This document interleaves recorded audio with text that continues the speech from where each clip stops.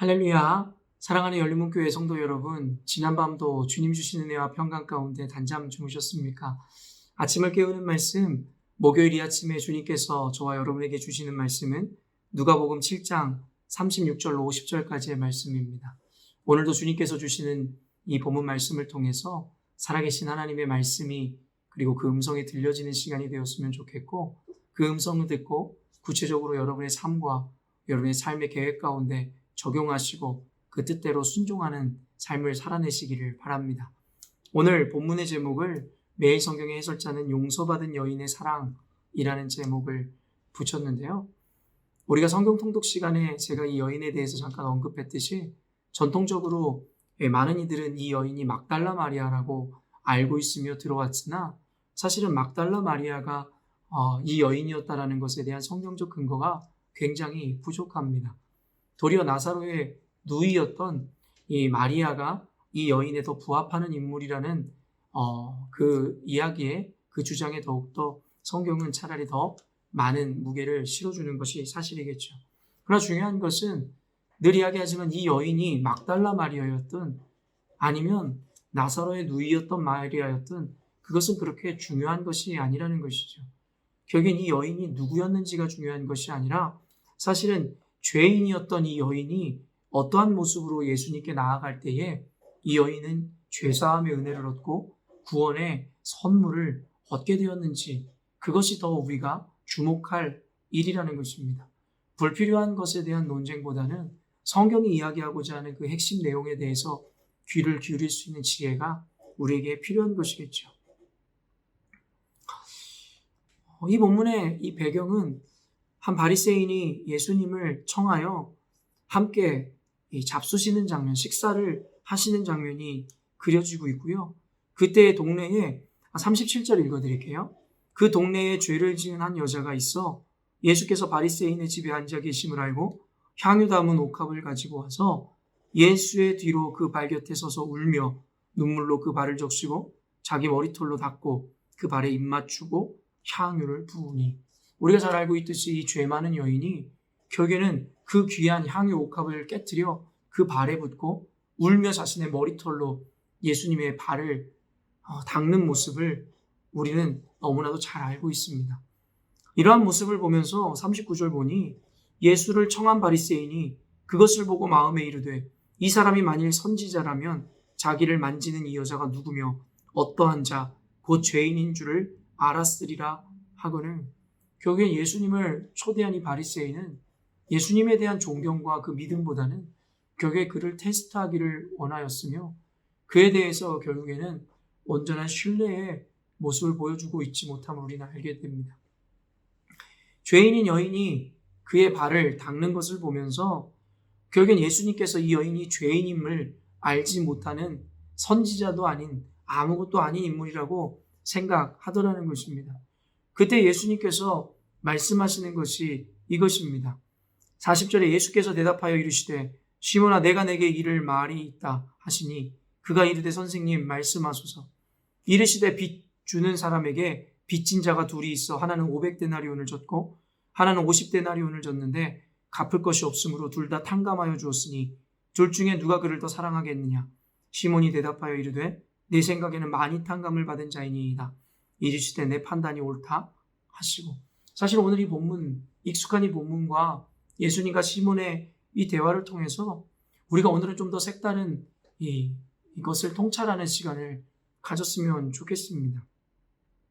예수님께서는 그 마음을 아시고 시몬에게 이렇게 묻는 것이죠.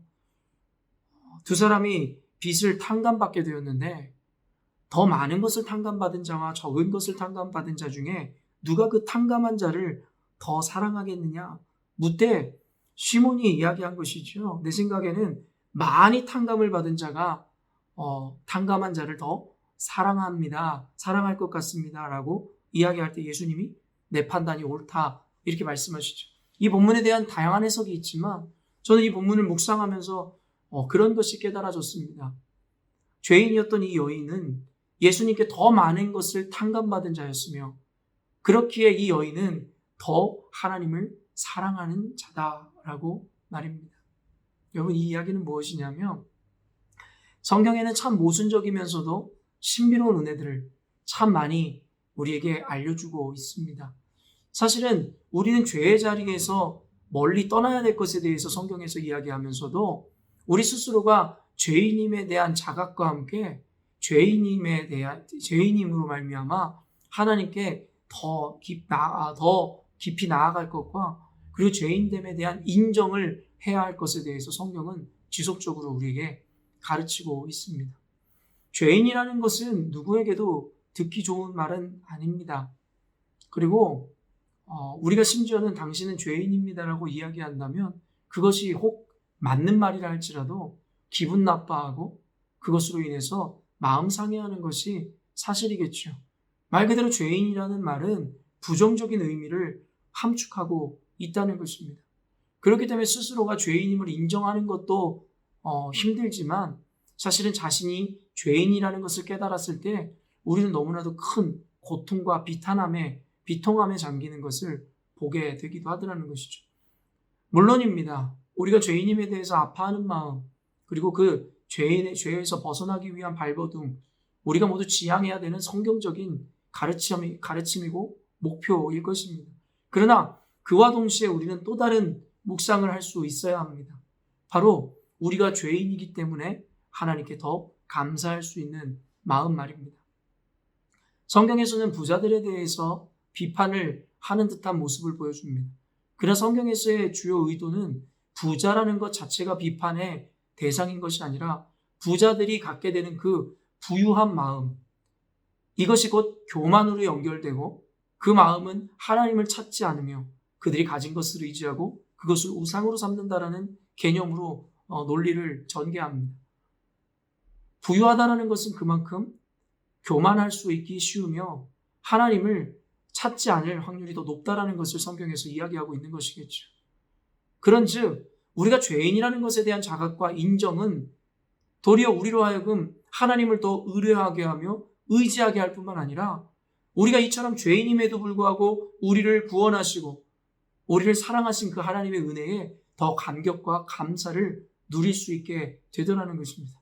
그러므로 우리가 죄인이라는 이야기, 또한 죄인이라는 인정은 우리를 비통함에 빠지게 하는 것이 아니라 도리어 감사할 수 있는 이유가 되게 한다는 것을 우리는 깨달아야 합니다. 그러므로 오늘의 말씀은 조금 어려운 영적인 개념을 담고 있지만 들을 귀 있는 자는 들을지어다 말씀하신 주님 말씀처럼 여러분 혹시 주님 앞에 여러분의 죄성으로 인해서 죄인됨으로 인해서 고통당하고 있고 수치스러워하고 부끄러워하며 더 이상 소망이 없는 자라고 절망 가운데 있는 이들이 있다면 오늘 이 여인의 모습을 통하여 여러분 더 깊은 은혜를 깨닫고 사모하셨으면 좋겠습니다. 여러분 예수님이 이 땅에 오신 이유는 의인을 구하러 오신 것이 아니라 죄인을 구하러 오셨음에 대해서 분명히 이야기하셨습니다.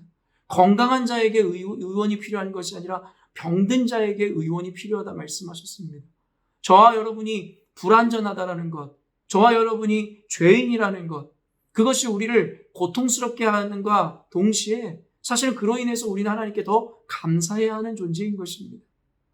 우리가 죄인이기에 예수님이 필요한 것이고 우리의 죄가 깊을수록 우리의 죄를 탕감해 주신 주님의 은혜 앞에 더 겸손히, 더 감격함으로, 감사함으로, 더 열정적으로 나아갈 수 있다라고 예수님께서는 분명하게 말씀하고 계시는 것이고 그 이후의 이야기를 통해서도 스스로 의롭게 여기던 시몬은 예수님이 왔을 때 그에게 씻을 물도 주지 않았지만 죄인이라고 손가락질 받았던 이 여인은 예수님의 발 앞에 그 비싼 옥합을 깨트리고 그의 머리로 그의 발을 씻기는 겸손함을 보여주더라는 것이죠.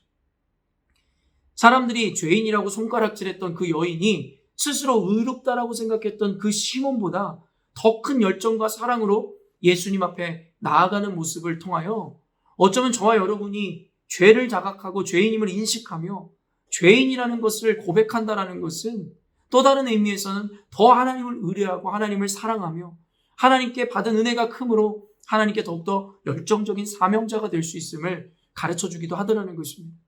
그러므로 열린문교회 성도 여러분, 하나님 앞에 나아갈수록 우리는 스스로가 죄인됨을 고백하고 인정하며 깨달을 수밖에 없습니다. 그때마다 우리는 고통스러워하고 눈물을 흘리며 아파합니다. 아까도 이야기했지만 이 마음도 신앙인들에게 꼭 필요한 마음입니다. 그러나 그 아픔이 더 이상 여러분에 대한 정죄나 절망으로 이어져서는 안 될 것이라는 것이죠.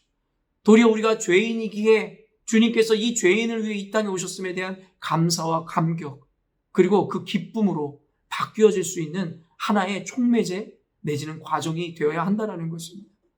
그러므로 사랑하는 열린문교회 성도 여러분, 혹시 여러분이 스스로 하나님 앞에 깨끗하지 못한 죄인임을 깨닫고 자각하였다면 그것으로 인해서 더 이상 고통스러워하고 절망스러워 비통함에 빠지기보다는 그로 인하여 주님을 더욱더 의뢰하고 간구하시는 여러분 되셨으면 좋겠습니다. 그리고 이와 같이 허물 많고 죄 많은 우리를 위해서 십자가에 못 박혀 죽으신 예수님을 기억함으로 더욱더 감사함으로 하나님 앞에 더 깊은 순종으로 나아가실 수 있는 여러분이 되었으면 좋겠습니다. 그러므로 오늘은 우리가 죄인이라는 것에 대한 깨달음, 또한 죄인이기 때문에 도리어 감사함이 공존하는 시간이었으면 좋겠습니다. 다시 한번 말씀드리지만 오해하지 마십시오. 여러분이 죄인이라는 것에 대해서 죄를 허용하고 관용하라 이야기하는 것이 결코 아닙니다. 죄에 대해서는 끝까지 부정하고 죄를 멀리하기 위해 노력하며 투쟁해야겠으나 그 투쟁은 투쟁으로 끝나야지 여러분의 죄인됨이 여러분을 정죄하는 또 다른 이 고통의 무기가 돼서는 안 된다는 것을 설명하는 것입니다. 그러므로 끊임없이 주님 앞에 의로움을 지향하되 여러분의 죄인됨은 어쩔 수 없는 또한 사실이기에 그 가운데서도 하나님께 감사의 고백, 또한 도리어 그것으로 인해 하나님께 더욱더 겸손하게 그리고 열정적으로 하나님을 사모함으로 나아가는 저와 여러분이 되었으면 좋겠습니다. 오늘의 말씀은 좀 여러 번 들으시면서 여러분에게 적용하셔야 될 것 같습니다. 단번에 이해하기에는 어려운 영적인 내용을 담고 있지만 아마 여러분이 두 번, 세 번 듣는 과정 가운데 성령께서 여러분의 마음 가운데 자연스럽게 이 묵상을 이해하고 적용케 하시는 은혜를 허락하실 줄로 믿습니다. 사랑하는 성도 여러분, 오늘도 이 말씀을 가지고 위로받으시고 진정한 복음의 가치를 깨달아 오늘도 기쁨과 감사로 승리의 삶을 사셨으면 좋겠습니다. 함께 기도하겠습니다. 사랑의 하나님, 우리가 죄인 되었을 때에 우리를 위해서 희생하심으로 하나님의 사랑을 보여주시고 예수 그리스도의 은혜를 경험하게 하심에 감사합니다. 우리가 죄인이라는 것을 누구도 인정하고 싶지 않으며 우리가 죄인이라는 것이 너무나 부끄럽고 수치스러우나 도리어 우리가 죄인이기 때문에 주님께서 이곳에 오셔서 우리를 살리셨음에 대한 감사와 또한 내가 죄인이기에 더욱 주님이 필요함을 깨달을 수밖에 없는 존재라는 것에 대한 감사가 함께 공존하게 하여 주시옵소서. 그러므로 우리 스스로에 대하여 자만하거나 교만하지 않음과 동시에 또한 스스로가 죄인에 대한 자각과 인정을 하였다고 하여 그것이 우리의 자존감을 실추시키거나 우리를 비통함에 빠지게 하는 것이 아니라 그 긴장감 가운데서 하나님께 겸손함으로 더 큰 감사와 기쁨과 감격과 순종으로 열정으로 나아갈 수 있는 우리가 되게 하여 주시옵소서. 이 복음의 비밀을 발견하게 하시고 이 은혜의 감격을 깨달음으로 오늘 하루도 기쁨과 감사로 구원의 주님을 노래하며 살아가는 하루 되게 하여 주시옵소서. 감사드리며 예수님의 이름으로 기도합니다. 아멘. 사랑하는 열린문교회 성도 여러분, 오늘도 주님께서 우리에게 기쁨과 감격과 구원의 하루를 허락하셨습니다. 죽을 수밖에 없는 죄인이었던 우리를 살리신 주님 앞에 오늘도 기쁨과 감사함으로 하나님께 찬송 돌리며 살아내시는 오늘이 되었으면 좋겠습니다. 아침을 깨우는 말씀은 내일 아침에 또 만나도록 하겠습니다.